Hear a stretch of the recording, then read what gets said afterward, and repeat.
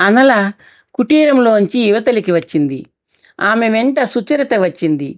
తత్పురుషుడు వాళ్లను ఒకసారి చూసి నిధివైపు తిరిగాడు. అలా అరుగు మీద కూర్చో నాయనా, నీతో ముఖ్యమైన విషయం చెప్పాలి. నిధి అరుగు మీద కూర్చున్నాడు. అనల అతని దగ్గరగా కూర్చుంది. తత్పురుషుడు ఇద్దరినీ క్షణం పాటు చూశాడు. నా దృష్టికి అమ్మాయి అవివాహితగా కనిపిస్తోంది. అవును ఆర్య, మీ బాంధవ్యం ఏమిటి నాయనా? అనల నా స్నేహితురాలు, నేను ఆమె స్నేహితుడిని. తత్పురుషుడు రెప్పవేయకుండా నిధిని చూస్తూ ఉండిపోయాడు. మిగిలిన 6 ముఖాలు చూసుకున్నారు. నిధి చిరునవ్వుతో చూశాడు. తమ ఇద్దరి మధ్య సంబంధం గురించి తటస్థించిన వాళ్లలో శంకలు తప్పవు, తనకు నివృత్తి చేయక తప్పదు. మీరందరూ ఆర్యులు, అగ్నిభట్టారక సమానులు. మీ ముందు అసత్యం పలికే సాహసం చేయను. అనల నా సోదరి కాదు, నేను ఆమె సోదరుడిని కాను. ఆమె నేను ప్రేయసి ప్రియులం కాము.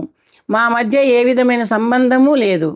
నేను సాగిస్తున్న ప్రయాణంలో ఆమె తారసిల్లింది. కలిసి ప్రయాణం చేస్తున్నాం. గమ్యం వైపు అడుగులు వేస్తున్నాం. మా ఇద్దరిని బంధించిన పాశం సఖ్యత. సఖ్యం సాప్తపదీనం అన్నారు గదా మీలాంటి విఘ్నులు. అందరి తలలు మెప్పుగా ఊగాయి. తత్పురుషుడు చిరునవ్వు నవ్వాడు. స్నేహేన కశ్చిన్న సమోప్తి పాశ. స్నేహంతో సమానమైన పాశం మరొకటి లేదు అన్నారు. యువతీ యువకులు అవివాహితులు అయిన కారణంగా ప్రశ్నించాను. ప్రశ్నించడానికి ఒక ఉద్దేశం ఉంది. అమ్మాయి అనల కన్యామణి అని రూఢిపరుచుకోవడానికే. ఎందుకు అడగవచ్చున ఆర్య? నిధి ఆశ్చర్యంగా అడిగాడు. అనల కన్య అని వాళ్ళు ఎందుకు రూఢిపరుచుకోవాలి? ప్రతి ఏటా ఈ మాసంలో స్వాహాపురిలో ఒక విశేష కార్యక్రమం జరుగుతుంది. కేవలం కన్యకలు ఆచరించే అగ్నిహోత్ర ఆరాధన కార్యక్రమం. సప్తజిహ్వుడైన అగ్నినేత్రుని సప్తజిహ్వలను ఉద్దేశించి ఒక్కొక్క నాడు ఒక్కొక్క జిహ్వకు ఆచరించే విశిష్ట పూజ అది. సప్తజిహ్వలు అనబడే సప్తజ్వాలల నామధేయాల పరంగా అగ్నికార్యం జరుగుతుంది. పశుపచ దీక్షా వస్త్రాలు ధరించి కన్యామణులు అగ్నికార్యం చేస్తారు. సప్తజిహ్వల పేరిట సప్తజిహ్వుడికి సప్తాహం పాటు నిర్వర్తిస్తాం. ఆ విశేష క్రతువును సాప్తాహిక సప్తజ్వాలికా క్రతువు గురించి పరిసరాలలో కూడా చాటింపు వేయిస్తాం. చాటింపు జరిగిన నాటి నుండి స్వాహాపురిలో అడుగుపెట్టిన కన్యామణి విధిగా సప్తజ్వాల కాగా క్రతువులో పాల్గొనాలి. అది కాలంతో పాటు వచ్చిన నిబంధన. అనల ఆ నిబంధనను పాటించి దివసాలలో జరిగే సప్తజ్వాలికా క్రతువులో పాల్గొనలేకపోతే నిధి అడ్డు తగిలాడు. తత్పురుషుడు చిన్నగా నవ్వాడు. ఏం జరుగుతుందో శాస్త్రం చెప్పలేదు. ఈ యజ్ఞం చేస్తే ఈ శ్రేయస్సు కలుగుతుంది అంటారు శాస్త్రాలు. చేయకపోతే శ్రేయస్సు కలగదు అని అర్థం. కీడు జరుగుతుంది అని కాదు. అన్నం తింటే ఆకలి తీరుతుంది, తినకపోతే తీరదు, అంతే. అంటే అనల విశేష అగ్ని కార్యక్రమాన్ని ప్రకటించిన అనంతరం ఈ క్షేత్రానికి వచ్చిన కన్యామణి ఎవరైనా సరే సాప్తాహిక అగ్ని కార్యంలో పాల్గొనాలి అంటోంది స్థల పురాణం. అది నిబంధనను ఆదరించవచ్చు, అతిక్రమించవచ్చు. అది ఆ కన్యక ఇష్టం. తత్పురుషుడు చిరునవ్వుతో అన్నాడు. నిధి అనల వైపు చూశాడు. అనల మౌనంగా లేచి వీధిలోకి నడిచింది. అందరి చూపులు ఆమె మీదే ఉన్నాయి. అనల నెమ్మదిగా కొంచెం దూరంలో ఆలయం ముందున్న హోమగుండం వైపు వెళ్తోంది. నిధి ఆశ్చర్యంగా చూస్తున్నాడు. అనల హోమగుండం ముందు నేల మీద కూర్చుంది. నిధి లేచి హోమగుండం వైపు నడిచాడు. అతనిలో ఆలోచన మొలకెత్తుతోంది. అనలను ఆమె మౌలిక రూపమైన అగ్ని ఆకర్షిస్తోంది. నిధి హోమగుండం దగ్గర నిల్చున్నాడు. అనల ధ్యానంలో మునిగిపోయిన దానిలా కదలిక లేకుండా ఉంది. కళ్ళు తెరుచుకునే ఉన్నాయి. చూపులు కుండంలోని అగ్నిజ్వాలల మీదే ఉన్నాయి. అనలా, నిధి నెమ్మదిగా పిలిచాడు. అనల అతని వైపు చూడలేదు. కూర్చోమన్నట్టు చేత్తో సైగ చేసింది. నిధి ఆమె దగ్గరగా కూర్చున్నాడు. నిధి, సప్తజ్వాలికా క్రతువులో పాల్గొనాలనిపిస్తోంది. అనల అగ్నిజ్వాలల్ని చూస్తూ అంది. అభ్యంతరం లేదు కానీ అంటూ ఆగాడు నిధి. చెప్పు నిధి. అంతకాలం వేచి ఉండే అవకాశం నాకు లేదు. నా లక్ష్యం, నా గమ్యం, నా ప్రయాణం ఇవన్నీ నీకు తెలుసు.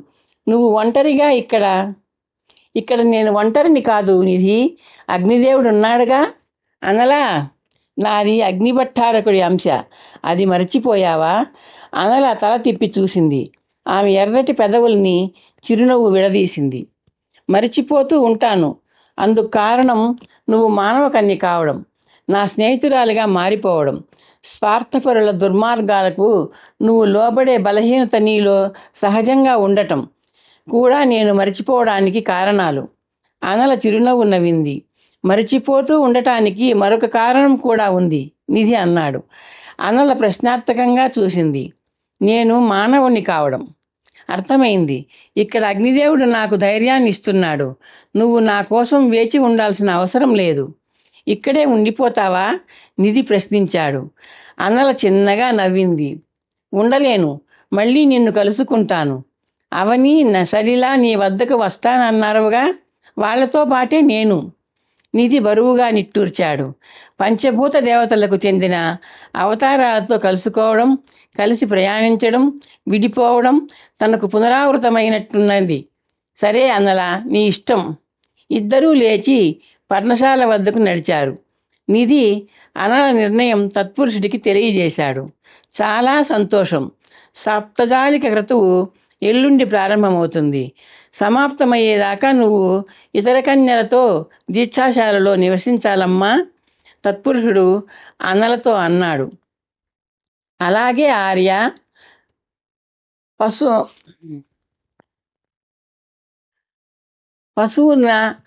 పసుపు వన్నె దీక్ష వస్త్రాలే ధరించాలి. ఒక్క పూట మాత్రమే ఆహారం తీసుకోవాలి.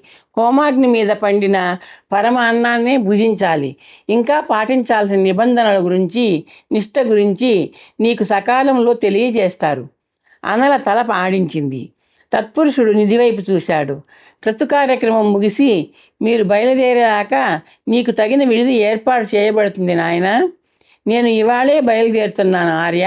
అనల ఒక్కతే ఇక్కడ ఉంటుంది. అలాగా. ఆమె సురక్షితంగా ఉండేలా మీరు. భయం లేదు. అమ్మాయి నా కుమార్తెలతో పాటు ఉంటుంది. ఆమెను సురక్షితంగా చక్కగా మా అమ్మాయిలా చూసుకుంటాం. నువ్వు తిరిగి వచ్చేదాకా అనల నా కూతురే అనుకో, తత్పురుషుడు అన్నాడు.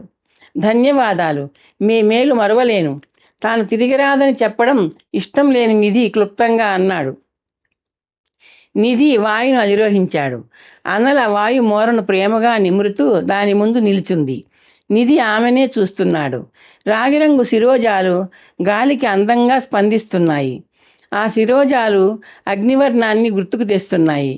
అనల అనే యువతి అగ్నిదేవుడి అంశతో అవతరించిన జ్వాలాదేవత అని తెలిస్తే స్వాహాపురిలోని మంత్రవేత్తలు, సాప్తాహిక క్రతువు ఆచరించే కన్యామణులు ఏ విధంగా స్పందిస్తారో. నిధి తనలో నవ్వుకుంటూ ఎడంగా జరిగిన అనల వైపు చూశాడు. నిధి, జాగ్రత్తగా ప్రయాణం చేయి అనల అంది. అలాగే, నువ్వు జాగ్రత్త నిధి అన్నాడు. తత్పురుషుడి కూతురు సుచరిత వాళ్ళ దగ్గరగా వచ్చింది. ఆమె చేతిలో చిన్న మూట ఉంది. ఇందులో రొట్టెలున్నాయి, అమ్మ నీకు ఇమ్మంది అంటూ మూటను నిధికి అందించింది. నిధి మూటను భద్రపరిచి ఇద్దరిని చిరునవ్వుతో చూశాడు. ఇంకా బయలుదేరుతాను అన్నాడు. అనలా సుచరిత తలలు ఆడించారు. వాయు ముందుకు కదిలింది. వివిధ జాతులకు చెందిన వ్యక్తుల గాత్ర సంగీతం మేలుకొలుపుతో ఆకుపచ్చని గొడుగులా ఉన్న చెట్టు కింద మేల్కొన్నాడు నిధి. తల తిప్పుతూ ఇటు అటు చూశాడు. ఆందోళనతో లేచి కూర్చున్నాడు. అతని కళ్ళు నిద్రమత్తు వదిలించుకుని ఆత్రంగా పరిసరాలను చూశాయి. ఏదో అన్వేషణ సాగిస్తున్నట్టు. తన చూపుల అన్వేషణ ఎవరికోసమో క్షణంలో నిధి మస్తిష్కానికి తట్టింది. తన చూపుల అన్వేషణ అనల కోసం. నిధి బరువుగా నిట్టూర్చాడు. అనల తన జ్ఞాపక ప్రపంచంలో తనతోనే ప్రయాణం చేస్తోంది. ఆమె లేని వెలితి తాను స్వాహాపురిని వదిలిన క్షణం నుండి తనను వెంటాడుతోంది. ప్రయాణం ప్రారంభించిన నాటి నుండి కలుసుకోవడాలు, విడిపోవడాలు అనే అనుభవాలతోనే, కలుసుకోవడం ఇచ్చే ఉత్సాహంతోనే, విడిపోవడం ఇచ్చే నిరుత్సాహంతోనే సాగుతోంది. అవని, సలిల, అనల ఒకరి తర్వాత ఒకరు తనకు రెండు రకాల అనుభూతులు ఇచ్చారు. అనల ఇక్కడ ఆగిపోకుండా తనతో వచ్చి ఉంటే ఎంత బాగుండేది. నిధి మళ్ళీ దీర్ఘంగా నిట్టూర్చాడు. లేచి దగ్గరలో ఉన్న సరోవరం వైపు నడిచాడు. సరోవరంలో ఈత కొడుతున్న నిధిని ఆలోచనలు అలల్లా వెంటాడుతున్నాయి. అనల దూరమైన వెలితి తాత్కాలికమే, తనకు తెలుసు. పునరావృతమైన తన అనుభవానికి తెలుసు. అవని దగ్గరగా వచ్చింది, వెంట నడిచింది, మధ్యలో ఆగిపోయింది. ఆమె స్థానంలో అచిరకాలంలోని సలిల ప్రత్యక్షమైంది. శతాలయ పట్టణంలో విరించిబట్టు కుటుంబంతో కలిసిపోయి ఆగిపోయింది. ఆమె స్థానంలో అన్నల తనతో ప్రయాణం చేసింది. అగ్నిదేవుడి సన్నిధి అంటూ ఆగిపోయింది. పంచభూత దేవతలలో మొదటి ముగ్గురు తనకు సాక్షాత్కరించారు. అవని స్వచ్ఛందంగా వచ్చింది. ఆమె నుండి ప్రేరణ పొంది సలిల నుండి ప్రేరణ పొంది అనల నుండి ప్రేరణ పొంది నాలుగవ భూత దేవత వాయువు వస్తుంది. అనుభవం అందించిన నిరూపణ అది. క్రమానుగతమైన సంభవం అని తన విశ్వాసం. నిధి ముఖం మీద చిరునవ్వు మొలకెత్తింది. వాయుకన్య తనకు దర్శనం అనుగ్రహిస్తుంది. అది తనకు తెలుసు. ఎప్పుడు? అది తనకు తెలియదు. ఎక్కడా? అది తనకు తెలియదు. జలవిహారం ముగించి ఆలోచనలో నిధి ఒక్కసారి మునక వేశాడు. ఎంతసేపు జలస్తంభన చేయగలడో తెలుసుకోవడానికి అరచేతులతో నీటిని పైకి తోస్తూ జలగర్భంలో శరీరాన్ని నిలిపాడు. ఈ కథ మీకు నచ్చితే లైక్ చేసి, షేర్ చేసి, సబ్స్క్రైబ్ చేస్తారని ఆశిస్తున్నాను.